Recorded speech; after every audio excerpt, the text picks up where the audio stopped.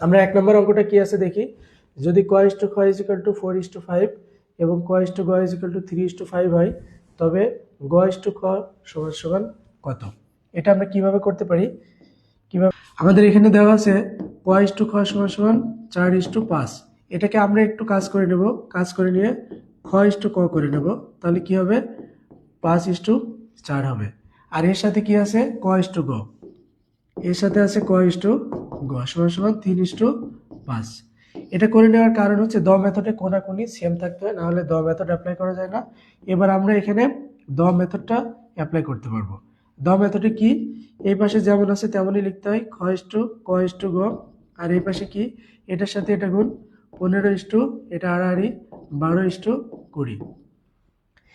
দ মেথডে আমরা ক খ গ এর মান বের করলাম। এখন আমাদের চেয়েছে গ ইস টু খ। তাহলে গ ইস টু খ কত? এখানে গ এর মান কত ছিল? 20, আর খ এর মান কত ছিল?